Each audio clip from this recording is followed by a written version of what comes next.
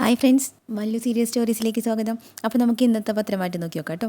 അപ്പോൾ ഇന്നലെ ഡോക്ടർ ആദർശിനോട് പറയണ്ടല്ലോ, എന്തൊക്കെയുണ്ടെങ്കിലും പെൺകുട്ടികൾ ഭർത്താവിൻ്റെ പ്രസൻസ് ഏറ്റവും കൂടുതൽ ആഗ്രഹിക്കുന്ന സമയമാണ്. വലിയ മൂർത്തീസ് ഗ്രൂപ്പിൻ്റെ MD ആണെന്നൊക്കെ അറിയാം, എന്നാലും തിരക്കൊന്ന് മാറ്റി വെച്ചേക്കണം എന്ന് പറയുന്നുണ്ട് കേട്ടോ. അപ്പോൾ ആദർശ് പറഞ്ഞു, അതിനോട് പറയേണ്ട ആവശ്യമുണ്ടോ ഡോക്ടർ എന്ന് ചോദിക്കുന്നുണ്ട് കേട്ടോ. എന്നിട്ട് മരുന്ന് എഴുതി കൊടുത്തിട്ട് പറയേണ്ടത് ഇതൊക്കെ ഫാർമസിയിൽ നിന്ന് മേടിക്കണം, പിന്നെ ഇഷ്ടപ്പെട്ടത് എന്താണെന്നൊക്കെ ചോദിക്കേ, എന്തെങ്കിലും സംശയങ്ങളോ ബുദ്ധിമുട്ടുകളോ ഒക്കെ ഉണ്ടെങ്കിൽ ഇടയ്ക്ക് വിളിക്കേ. അപ്പോൾ നയനെ ചിരിച്ചിട്ട് ശരി ഡോക്ടർ എന്ന് പറയുന്നുണ്ട് കേട്ടോ. അപ്പോൾ ആദർശ് ചോദിക്കുന്നുണ്ട്, ഈ വാർത്ത അറിയിച്ചതിന് ഡോക്ടർക്ക് ഞാൻ എന്ത് സമ്മാനം തരേണ്ടത്? അപ്പോൾ ഡോക്ടർ പറയുന്നുണ്ടോ, ഇപ്പോൾ ഒന്നും വേണ്ട, കുഞ്ഞെ ജനിച്ചതിനൊക്കെ ശേഷം ജ്വല്ലറിയൊക്കെ നടത്തല്ലേ.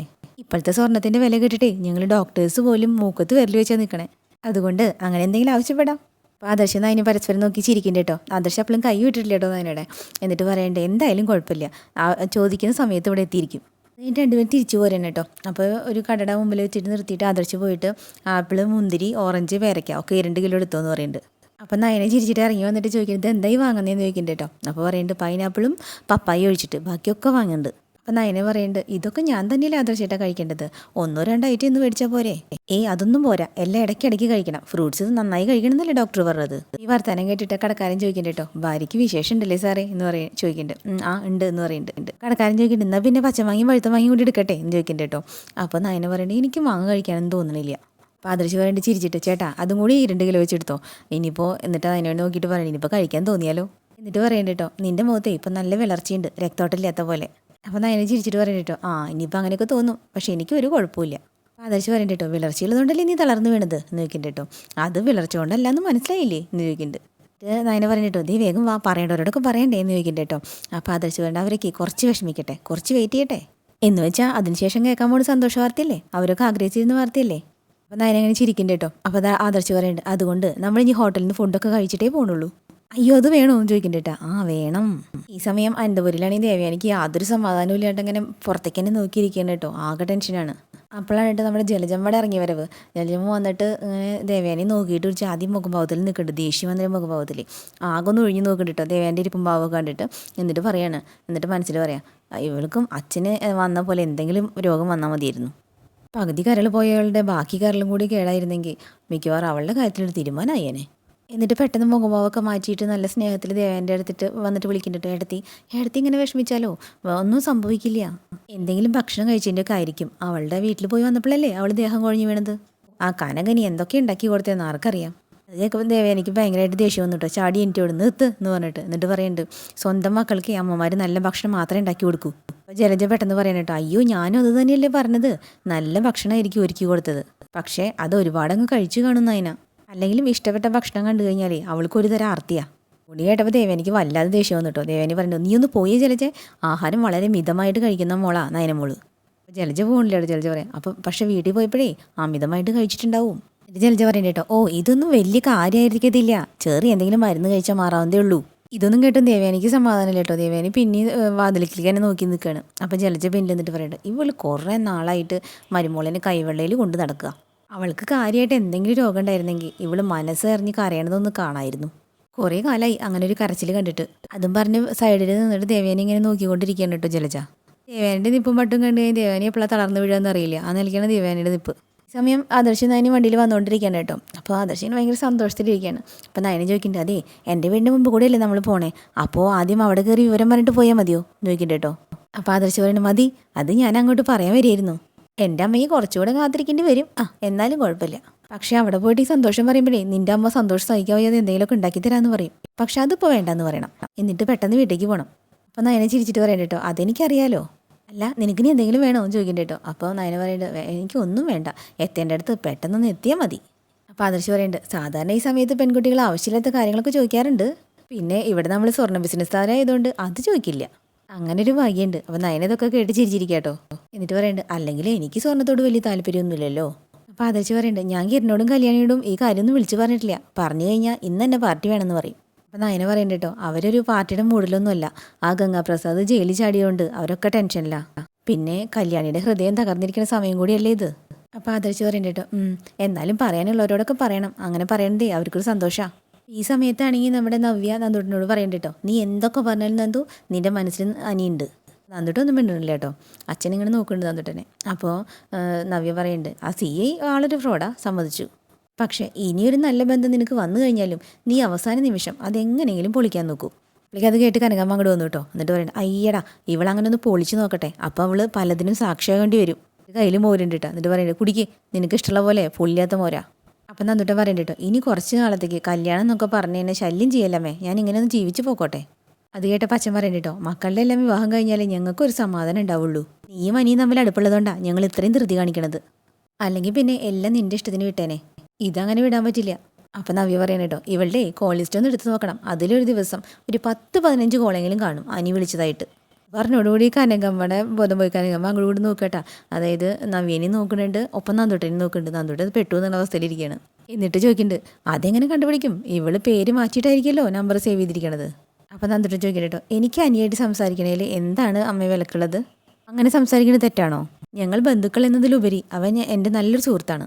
അത് പറഞ്ഞാൽ 3 ഇരുത്തി നോക്കുകയാണ് കേട്ടോ. 3 അത് അങ്ങോട്ട് വിശ്വാസമായിട്ടില്ല. അങ്ങനെ സംസാരിച്ചിരിക്കാനിരിക്കാൻ വണ്ടിയുടെ ഹോണം കേൾക്കണം കേട്ടോ. അപ്പോൾ ആദർശവും നയനയും വന്നു പറഞ്ഞപ്പോൾ നവ്യ ഓ എന്ന് പറഞ്ഞിട്ട് ഒരു പുച്ഛഭാവത്തിൽ ഇരിക്കുന്നുണ്ട് കേട്ടോ. അപ്പോൾ ആർക്കും വലിയ സന്തോഷമൊന്നുമില്ല. അപ്പോൾ ആദർശം ഇങ്ങനെ വലിയ നയനെ കൊണ്ടുവരുന്നുണ്ട് കേട്ടോ. എന്നിട്ട് ചോദിക്കുന്നത്, നിശ്ചയം മുടങ്ങിയതിൻ്റെ സങ്കടത്തിലായിരിക്കുമല്ലോ എല്ലാവരും. എന്നാലേ സന്തോഷമുള്ളൊരു വാർത്ത അറിയിച്ചേക്കാം. ഞങ്ങളിപ്പോൾ ഹോസ്പിറ്റലിൽ പോയിട്ടാണ് വരുന്നത്. അച്ഛനും അമ്മയും അടുത്തൊരു കുഞ്ഞിനും കൂടി മുത്തശ്ശനും മുത്തശ്ശിയാവാൻ പോവുക. അത് പറഞ്ഞപ്പോൾ നവ്യയുടെ ദേഷ്യമൊക്കെ പോയിട്ടോ. നവ്യയും ബാക്കി എല്ലാവരും ചാടി എണീറ്റു. അപ്പോഴേക്കും കനകമ്മയും നന്ദുടനെയും ഓടി വന്നിട്ട് നയനെ കെട്ടി പിടിക്കുന്നുണ്ട് കേട്ടോ. അപ്പം അച്ഛൻ പറയണ്ട, അങ്ങനെ അവസാനം മൂർത്തി സാറിൻ്റെയും അമ്മയുടെയും വലിയൊരു ആഗ്രഹം സാധിച്ചു അല്ലേ? അപ്പം നയനെ ചിരിച്ചിട്ട് പറയണ്ട, അവിടെ ആരോട് ഇതുവരെ പറഞ്ഞിട്ടില്ല, അമ്മയാണെങ്കിൽ വിളിയോട് വിളിയാ. അപ്പോൾ ആദർശ് പറയണ്ട, ഇവിടുന്ന് അങ്ങോട്ട് വന്ന് കയറിയപ്പോൾ ഒരു തലച്ചിട്ടിലും തളർച്ചയൊക്കെ ഉണ്ടായി. അത് കഴിഞ്ഞാൽ ഇവളെ ഹോസ്പിറ്റലിലേക്ക് കൊണ്ടുപോയത്. വിവരം അറിയാത്തതുകൊണ്ട് അമ്മ ആകെ ആദിയില്ല. പിന്നെ ഇവിടെ വന്ന് വിവരം പറഞ്ഞിട്ട് അങ്ങോട്ടേക്ക് പോകാമെന്ന് വെച്ചു. അപ്പോൾ കനകാമ്മ ചിരിച്ചിട്ട് ചോദിക്കണ്ട കേട്ടോ, ഓ നയന മോളെ, ഈ സന്തോഷത്തിന് ഞങ്ങൾ എന്താ നിനക്ക് തരേണ്ടത്? അപ്പോൾ നയന പറയണ്ട കേട്ടോ, ഇനിയിപ്പോൾ ഒന്നും വേണ്ടമ്മേ, ഞങ്ങൾക്ക് പെട്ടെന്ന് അങ്ങോട്ട് പോകണം. നവ്യയോട് ചോദിക്കണ്ട കേട്ടോ, ആ ചേച്ചി വരുന്നുണ്ടോ എന്ന് ചോദിക്കുന്നുണ്ട്. അപ്പോൾ പറയും, നീ പൊക്കോ, ഞാൻ പിന്നാലെ അങ്ങ് എത്തിക്കോളാം.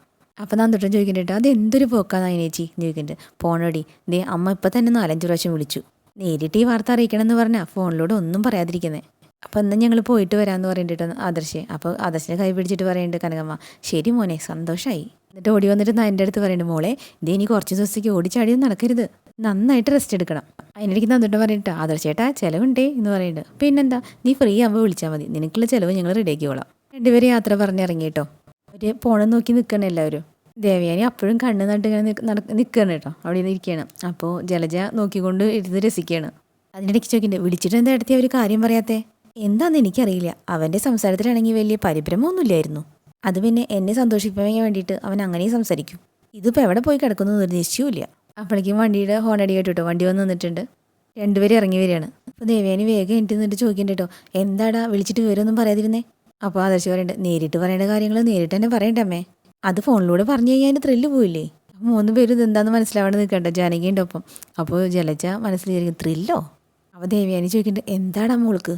അപ്പോൾ ജലജ ചോദിക്കുന്നുണ്ട് കേട്ടോ, കരൾ പകുത്തു കൊടുത്തതാണല്ലോ ഇടത്തേക്ക്, അതിൻ്റെ എന്തെങ്കിലും കുഴപ്പമുണ്ടോ ആദർശേ?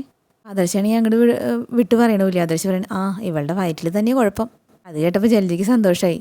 ദേവയാനിക്ക് ഒന്നുകൂടി പേടി കൂടി. അപ്പോൾ ആദർശ് പറയണ, അമ്മ ചിന്തിക്കുന്ന കുഴപ്പമൊന്നുമില്ല, കരളിനൊരു കുഴപ്പമില്ല. അത് കഴിഞ്ഞ് ചിരിച്ചിട്ട് നയനെ ഇങ്ങനെ ചേർത്ത് പിടിച്ചിട്ട് പറയണ്ട കേട്ടോ, അമ്മേ എത്ര പെട്ടെന്ന് ഒരു അമ്മൂമ്മയാവാൻ തയ്യാറായിക്കോ. അത് കേട്ടോടുകൂടി ജലജയുടെ മുഖമൊക്കെ പോയി കേട്ടോ. ജാനകിക്ക് വലിയ സന്തോഷമൊന്നുമില്ല. പക്ഷേ ദേവയാനി ഓടി വന്നിട്ട് നയനെ കെട്ടിപ്പിടിച്ച് ഉമ്മ കൊടുത്തു. എന്നിട്ട് പറയണ്ട കേട്ടോ, അവസാനം കേൾക്കേണ്ട വാർത്ത കേൾപ്പിച്ചല്ലോ. അപ്പോൾ ആദർശ് പറയണ്ടാവും, ഇത് ഞങ്ങൾ തന്നെ എല്ലാവരോടും നേരിട്ട് അങ്ങ് പറയാമെന്ന് വിചാരിച്ചു, ഇവളുടെ വീട്ടിൽ പോയിട്ടാണ് വരുന്നത്. അപ്പോൾ ദേവേനെ ചോദിക്കണ്ട കേട്ടോ, മോളെ നീയെങ്കിലും ഇങ്ങനത്തെ ഒരു കാര്യം അറിഞ്ഞപ്പോൾ നീയെങ്കിലും എന്നെ ആ നേരത്തൊന്ന് വിളിച്ചറിയിക്കണ്ടേ? അപ്പം നയന പറയണ്ട കേട്ടോ, പറയണമെന്ന് ഞാൻ പറഞ്ഞപ്പോൾ ദേ ആദർശേട്ടനെ കേൾക്കാതിരുന്നേ. അപ്പോൾ ആദർശ് പറയണ്ട കേട്ടോ, അങ്ങനെ പറഞ്ഞിരുന്നെങ്കിലേ അമ്മയുടെ ഈ റിയാക്ഷൻ ഞങ്ങൾക്ക് നേരിട്ട് കാണാൻ പറ്റില്ലായിരുന്നല്ലോ. ഇനി അകത്ത് 2 ആൾക്കാരുണ്ട്, അവരോടും കൂടി പറയണം. നീ വാന്നും പറഞ്ഞിട്ട് നയനയുടെ കൈയും പിടിച്ച് ആദർശ് നടക്കാൻ നിൽക്കണം കേട്ടോ. അപ്പോൾ ദേവേനി പറയണത്, ആ ഇനി എൻ്റെ മോളിൽ അങ്ങനെ ബലത്തിലൊന്നും പിടിക്കരുത്, ഒരു മയത്തിലൊക്കെ പിടിച്ചാൽ മതി. ഓ ശരി എന്ന് പറയണ്ട കേട്ടോ ആദർശ്. ജലജയ്ക്കാണ് ഇത് കണ്ടിട്ട് ഒട്ടും പിടിക്കണില്ല കേട്ടോ. ആദർശാണെങ്കിൽ നയനെ ചേർത്ത് പിടിച്ച് കൊണ്ടുപോവാണ്. അപ്പം ദേവേനി അത് കണ്ടിങ്ങനെ സന്തോഷിച്ച് ആസ്വദിച്ച് നിൽക്കണം കേട്ടോ. ദേവേനി ഇവരോട് ചോദിക്കുന്നുണ്ട്, ഈ സന്തോഷത്തിന് ഞാൻ എന്താ എൻ്റെ മോൾക്കൊരു സമ്മാനം കൊടുക്കുക? അപ്പം ജലജ അങ്ങനെ പല്ലുന്നതും കഴിച്ച് നടക്കണം കേട്ടോ. എന്നിട്ട് പറയുന്നുണ്ട്, കുറച്ച് മനസ്സിൽ പറയണം, കുറച്ച് സ്വർണ്ണം ഉരുട്ടി കൊടുക്കുക, അവിടേക്ക് ഒരു സന്തോഷം. കേൾക്കാൻ കാത്തിരുന്ന ഒരു ദുഃഖവാർത്തയോ എന്നാ കേട്ടതോ? ഒരിക്കലും കേൾക്കാൻ പാടില്ലാത്തൊരു കാര്യം. ഇത് വല്ലാത്ത ചതിയായി പോയല്ലോ ദൈവമേ. ഈ സമയം മുത്തശ്ശി അവിടെ ഇരിക്കണ്ട. മുത്തശ്ശി ഗുളിക എടുത്ത് കൊടുക്കാനായിട്ടോ. മുത്തശ്ശി അത് കഴിച്ച് നോക്കുമ്പോഴേക്കും 2 പേരും അങ്ങോട്ട് വന്നിട്ടുണ്ട് കേട്ടോ, ആദർശ് നയനി.